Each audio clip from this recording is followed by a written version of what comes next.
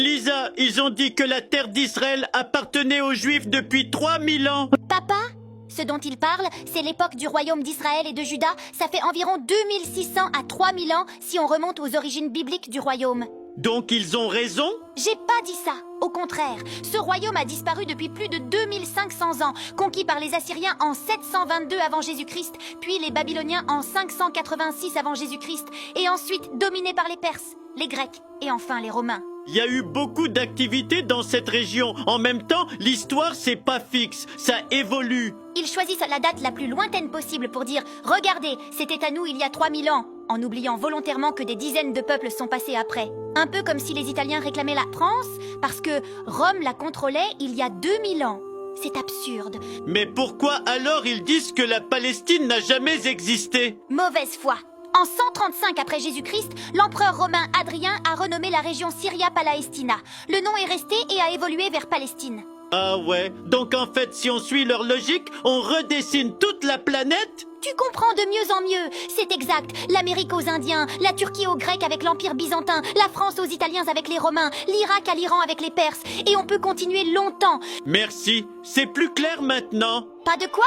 المقاومة وفلسطين لازم تستمر وتتصاعد، نكون بمستوى هياكل عظمية للأطفال اللي بتتحرك، بتطلع فيها بتشوف هياكل عظمية عم تتحرك، وفي ملايين العرب قاعدين بيتفرجوا، في ملايين في مصر على بعد أمتار من أزهر مصر، على بعد أمتار من كعبة محمد بن عبد الله، أطفال فلسطين بيموتوا جوع، على بعد أمتار من 80 مليون من أتباع محمد بن عبد الله في مصر. أطفال فلسطين بيموتوا من الجوع، هذا معيب للتاريخ بحق الجماهير العربية أكثر من الأنظمة بنعرفها، ما فيش كم شهيد سقط في المظاهرات وهو ما يحاول يقتحم غزة، ما فيش، ما حداش سقط، لو بينزل مظاهرة من مليونين مصري ما بيبقاش المسرة، ما بتبقاش حرب الإبادة، المسألة بتتوقف على جماهير مصر بالتحديد أكثر من أي طرف آخر. هذا مناضلي العالم مناضلي العالم عم بيتحملوا مسؤولياتهم حتى كل عربي يشعر بالخجل فيه.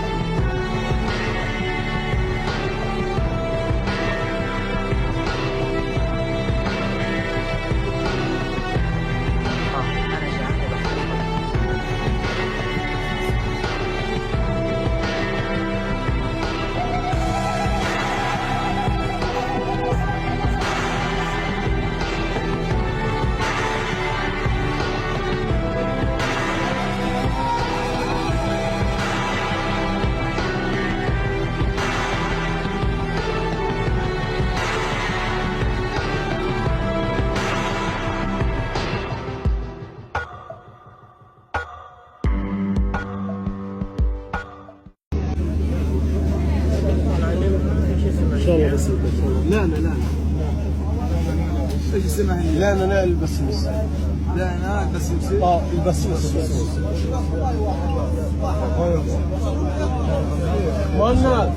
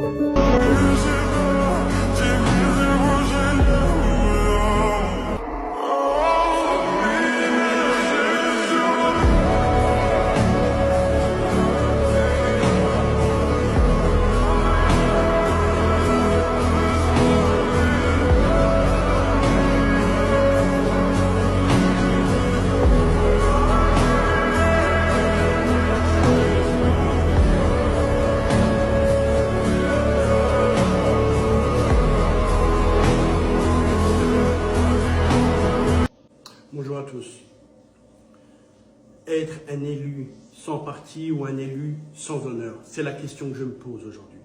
C'est la question que devraient se poser énormément d'élus.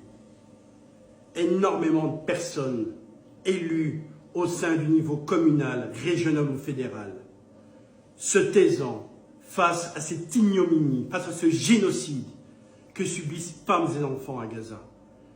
On ne peut plus se taire. Soyez courageux. Ayez le courage de votre opinion.